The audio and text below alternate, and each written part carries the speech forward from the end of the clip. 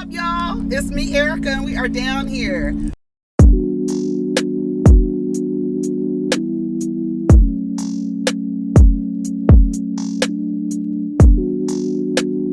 Peace, y'all. Take care of each other. Protect your energy.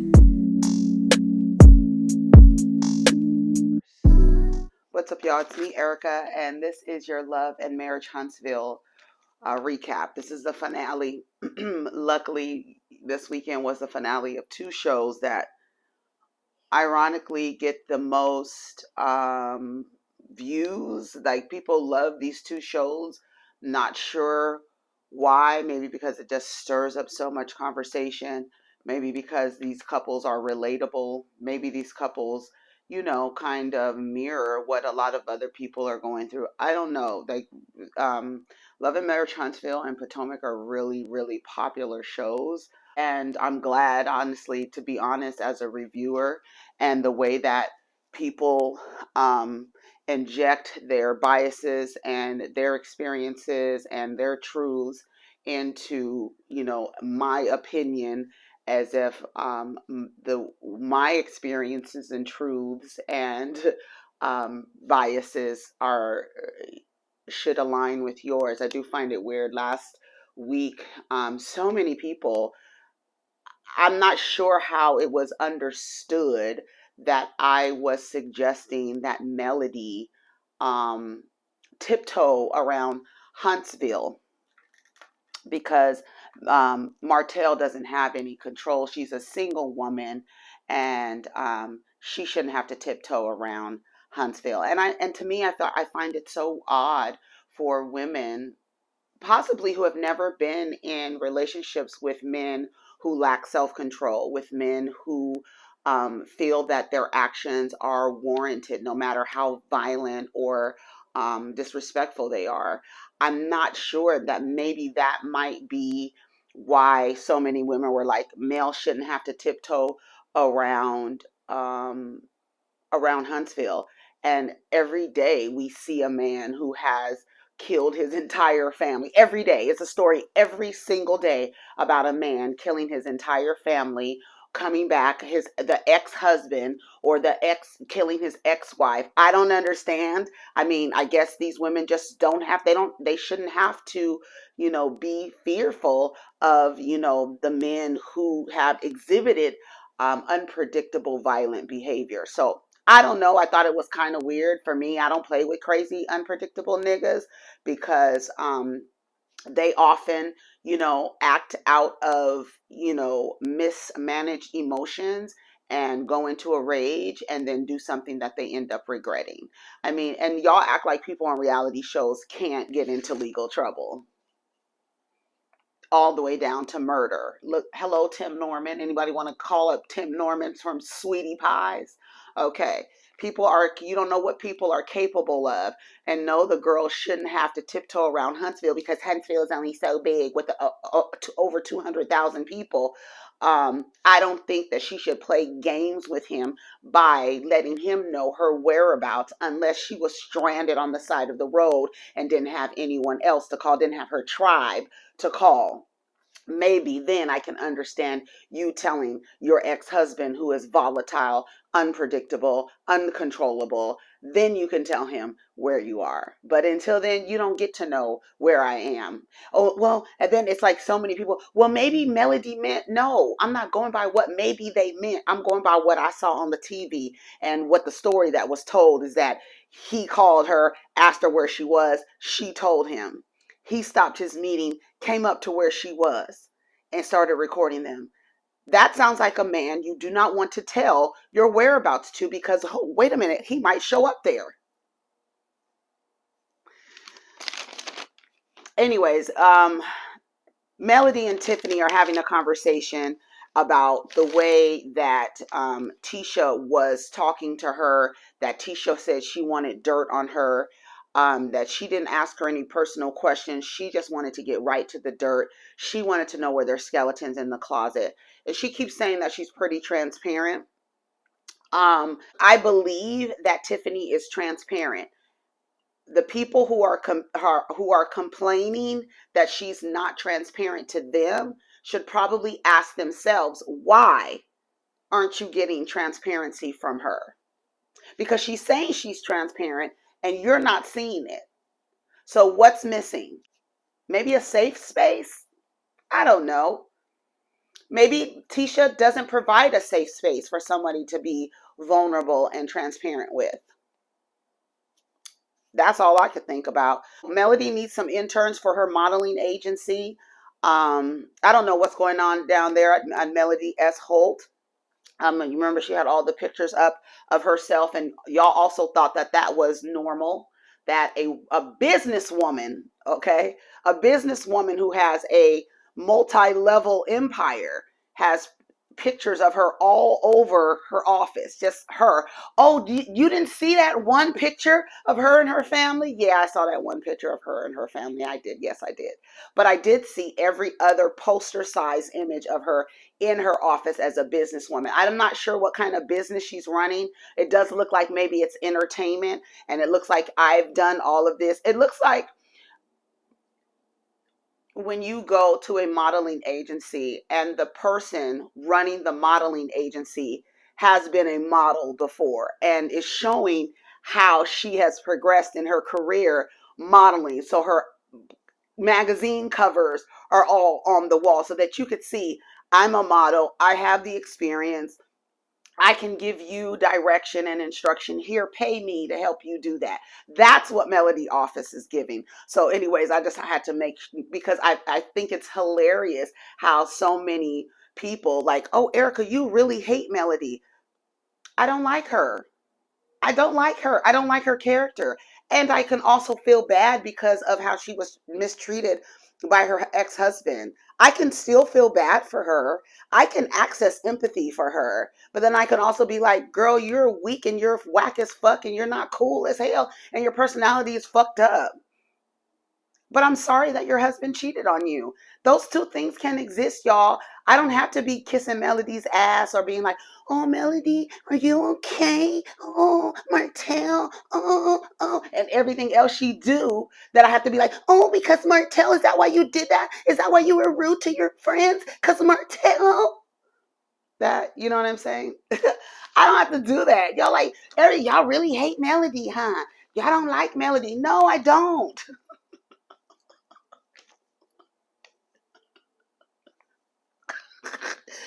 Her personality is whack as hell. She's whack. She's whack as hell. Melody has her video premiere, Telltale Signs. Don't be easy on the interns. It's an all-white party. It looks beautiful. She had like the fire dancers there, the hula hoop dances, the hula dances. She had the food, and it was really nice. She had the letters with the light bulbs in it. Really nice. Telltale Signs. All these balloons all over the place. She said this is probably the best party that Huntsville has ever seen in their entire existence of the city since it's been incorporated as a city in Alabama. Destiny they were talking, they were having small talk. Everybody was there. The rest of the episode was just them at Melody's video premiere party.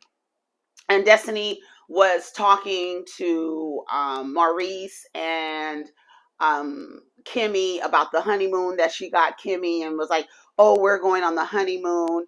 And then Tiffany said something about Martell coming, and then Destiny in all of her, chest all puffed up, like she was really in, like it was really sad to watch Destiny be like, you think Melody S. Holt, my home girl, you think my home girl is going to invite Martell Holt? You really think that? No, she may not have invited him, but production invited him. Production invited him. She, as a executive producer, she had to agree to allowing him to come into this space without actually inviting him. So yes, I'm not inviting him. You were uninvited, but because we're filming a show together, you have to show up to this. As a finale, you have to show up. Although I think it would have tasted better if he wasn't there, and maybe would have called, like she suggested, you could have called me and gave me these praises and whatever the hell else you wanted to give, but I don't want you here. This song is literally, whether Melody wants to admit it or not sure how you could name a song after your ex-husband mention that he got another woman pregnant and not say that it's about him. Like, I don't even know why you would play those games, and I don't even know why anyone would play along with that. And the song is called Telltale Signs, and the tail is spelled like his name, Martell, and that's what y'all call him, Mel and tail, right? Okay, so like, it's that kind of stuff. Like, girl, who are you fooling that this song is not about him? Girl, you don't want to give him that much credit. And of course, Tisha was like, give that man his credit. Give that man his credit. That's what she sound like. A old fucking dumbass woman sitting under a tree. Give that man his credit. And then I noticed how Tisha was about this ex-sister-in-law, Pat, is that her name? She needs to be on the show, because apparently she was with another Scott brother who she left, and apparently Tisha doesn't like her because she broke his heart. I'm sure it was a little misogynistic heart that she broke, huh? Huh, Tisha? Tisha get on my nerves. I was like, Tisha is whack as fuck. I wouldn't fuck with her either. I wouldn't fuck with her ass either. That he would behave kind of asinine for her to think that. Again, Destiny, again, let's be clear that Destiny is Martell's friend, right? And that became clear at the end when they were talking about tribes. That became really clear. And I don't know, if I was Destiny, I actually wouldn't come back, because you don't have a tribe in this crew, because you're actually misinterpreting a lot of what this crew is saying. You think everybody wants you. It's a lot of things that I think that what's the girl name?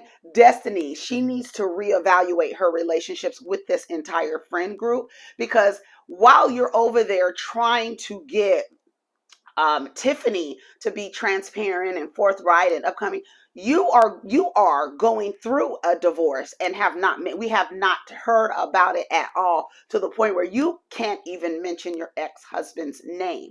So the transparency and vulnerability that you're asking for from another woman, you yourself haven't been able to perform this entire season. And at the end of the season, you are being told by the main character that you are not her tribe. So I would definitely reevaluate my relationships with this friend group and decide on whether I would actually come back and film with them. Because one, you're not being transparent. You're not telling us what's happening with your marriage. Like, you are going through a divorce. That was not a part of your storyline at all. You were like a friend of the show, really. But you are in the intro. So that was really strange for me. But then at the same time, you feel like someone else is not giving what a cast member is supposed to give. You're not doing that at all. So in addition to having rocky and iffy relationships with the friend group, also this inability to be forthright and transparent, that doesn't make a good combination for reality TV. So if I was Tiffany, what's the girl name? Destiny. If I was Destiny, I would reevaluate my participation in this show. Mel is impatient. She likes to start shit on time. I'm the same way. I don't like to start nothing late. I just don't. When she was in there, like, upset, like, I really wish I could start. Really wish we could start. Well, what's wrong? What do you mean, what's wrong? If we were supposed to start at 5 o'clock and it's 5:30, I have a problem. I want to take this little dog and walk out with this little dog. Girl, she could have left the dog out, or you could have held the dog in your hand. That would have been cuter, I guess. But walking that little dog, a puppy, was not going to pay attention. You would have been better off for him holding you, but he probably would have pissed on you, and then that would have been party over. Destiny asked Miss Wanda for advice. It was very awkward. That entire conversation was very awkward. It seemed very forced. It seemed like they didn't have anything to talk about. And that makes me worry that in this group that they don't have anything to talk about. It's kind of weird. She says that you have to have a butterfly to be a good man. You want to do the butterfly with your legs. You have to have a butterfly to be a good man, a good butterfly to be a good man. You have to have communication and motivation. And then Wanda has two husbands, and she said, Wanda, what? Wanda seems like we always, it seems like we always talking about side pieces. Yeah, Wanda was talking something. She likes to be on camera. She enjoys being on camera. I could tell when she was talking to Melody's mom. I was like, oh, she enjoys being on camera. And I don't know that a person with her personality who actually enjoys being on camera, she's a person that really, literally in her real life probably keeps shit stirred up and stays on the phone all day gossiping. Like I can see Wanda doing that. I don't see Wanda doing much else other than going outside to smoke a cigarette, coming back in, and then hopping right back on the phone gossiping, or on the internet gossiping. That's Wanda. Yeah, that's what Wanda gives me, and that's what her daughter gives me too. This episode, it reminded me how I didn't like Tisha. I was like, oh, I don't like her either. God damn, I don't like none of these hoes. I didn't even like the way she was in Tiffany's face. For real, Tiffany? For real, girl? If you don't get out of my face hollering and screaming like that with a mouthful of food, you already sound like you got biscuits in your mouth, girl. You already sound like you have an entire loaf of bread in your mouth when you're talking. Then you're going to add food to it and then get in my face and tell me that I need to be more transparent when you're just asking me wildly personal questions that even in this setting would not be appropriate to discuss. Girl, go get somewhere and get some manners and some etiquette or something. Just a little bit of etiquette. Get out of my face talking like that. I did not like that at all. They get into this Kimmy conversation. At the end of the day, every time it's always Kimmy talking. This time Maurice finally said, I was in Michigan when I filed for divorce. By the time I got to Huntsville, I had already signed my papers. She was not involved or anything like that. In their interview, she said that he was still sowing his wild oats. So they didn't hook up with each other until a year after, but they were introduced by their ex-sister-in-law. They were introduced to each other. Then Tisha makes a comment that the ex-sister-in-law broke her, brother-in-law's little misogynistic heart. And I'm sure he's no different than his brothers. They have different levels to their misogyny. Like Marceau is gone. He done jumped out the window. The other one, he's standing out the window trying to figure out if he want to jump. Maurice, he's very misogynistic. He seems like but I did not like when Tisha was like, she broke his heart. Girl, shut the fuck up. You're the same bitch that thinks that Martell needs a cut of Melody's song, a song that she made to kind of solidify the ending of her relationship. That's why he shouldn't have been there, because this was a indication of a new chapter starting, and a new chapter is starting. He's there in the back smiling and showing up unannounced. Girl, whatever. Unannounced to her, but announced to her because we're filming a show, so whatever. Wanda and Vanessa have a conversation. Vanessa said, do I have to? Is everything okay? Don't give my daughter bad advice. If you want to know anything about me, ask me. And then Wanda says, you know how I am. You know how I am. And she said, that doesn't mean that you get to be rude. So many people have that same idea that they are this is just how I am. And this is just how I am. And I have a right to say these things. Yes, you have every right to say anything you want to say. But where maturity and intelligence comes in is that when you know when and when not to say it.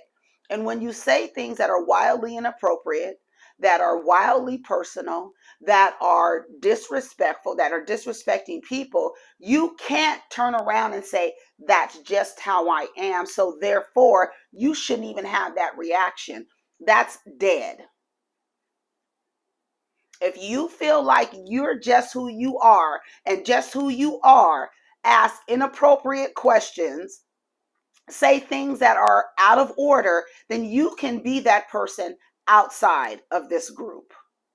Period. If it's on social media, I have a right to say no. Yeah, you have every single right, but don't mean anybody has to talk to you. Don't mean anyone has to talk to you. But they say Marceau has 20 women. Is that true? Well, I speak to him about that. I speak to him about that. Well, I got a right. I got a right to speak. I cannot stand people like that. I got a right to speak. Yeah, you have every right to speak. No one's saying that. When does the maturity kick in to where you say, maybe I should not say this, maybe this is rude, maybe this will hurt someone's feelings, maybe this will embarrass my daughter, something like, when do you care about anyone else outside of your right to be able to say what you want to say and then turn around and tell everybody that's just who I am? Girl, that shit is dead. She knew better to shake a bone and get on with me. She wasn't even trying to fuck with you. Like, girl, what are you so puffed up about? Wanda? Vanny's not even checking for you, lady. She's not. She better get on and shake a bone. Shut up. Tisha and Tiffany and Destiny and Kimmy were sitting down. Tiff asked her, all of a sudden, Letitia just blurts out, see, this is what I'm talking about. So Kimmy was like, yeah. She was like, well, Tiffany said that we could ask her anything. And I was just trying to ask her something. I was like, girl, what? Why are you asking me questions like this? It's fucking rude. Again, we just had a conversation with your ignorant ass mother. And now we sitting here with having an ignorant ass conversation with you with a mouthful of food. Because you want somebody to be transparent with you, and you haven't created a safe space for them. You're not getting transparency from any person you're asking transparency from and vulnerability from. If you're not creating a safe space, you're not going to get it. Period. No matter, you could, well, then Kimmy, well, then would it be okay if we're not as transparent with you when it's time to be? Fine. I don't trust y'all. I don't trust y'all enough to just sit here at a party for Melody and talk about whether or not my son is his son or his son is that man's son. Girl, who the fuck, first of all, who the fuck are you? Like, I was like, you couldn't get in my face talking crazy to me. And Wanda to Vanessa, or Vanessa to Wanda, stop giving, what woman gives another woman advice to go back to a toxic relationship? Hello, Vanessa. There are millions of women who would have given Melody advice to go back to her husband.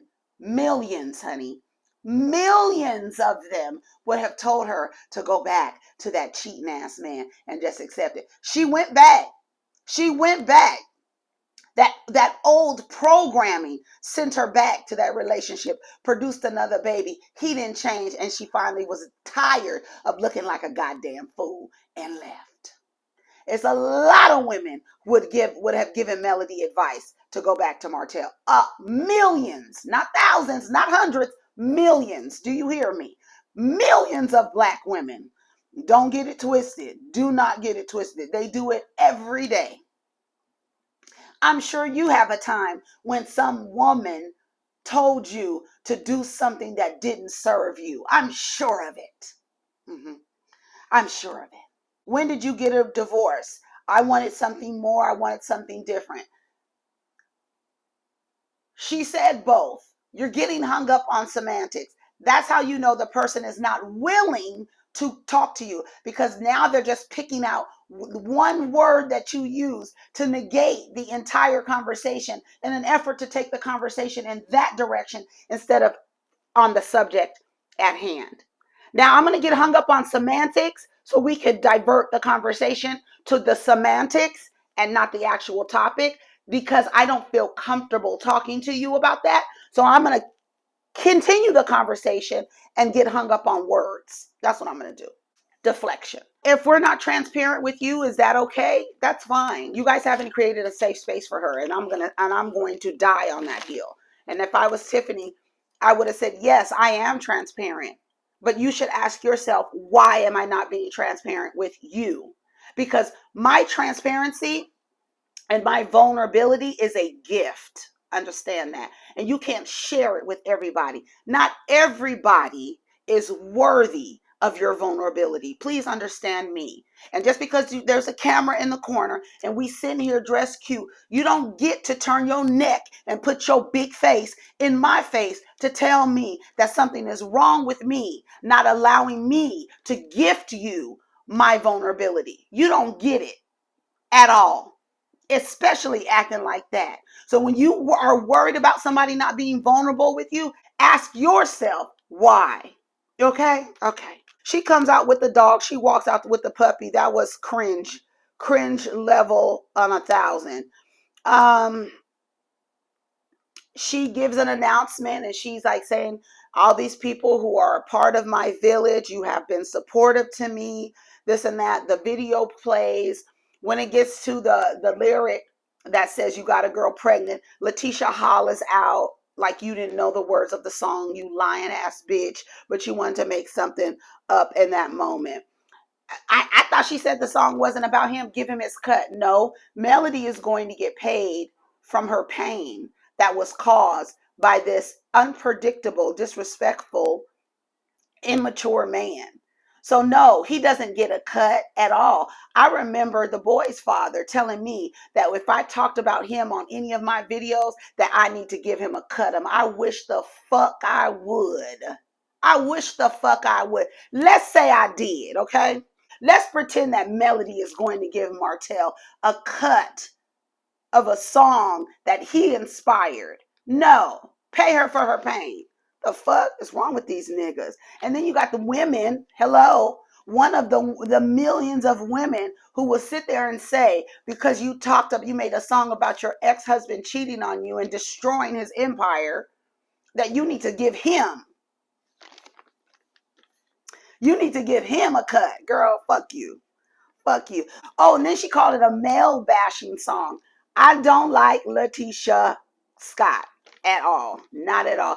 Bitch, you just as misogynistic as your husband. And you don't even fucking realize it. You don't even fucking realize it. That wasn't a male bashing song. Girl, how is it male bashing when the man isn't it woman bashing when the man cheats on his wife for half of the marriage and ruins the entire structure of his empire for some pussy? Huh?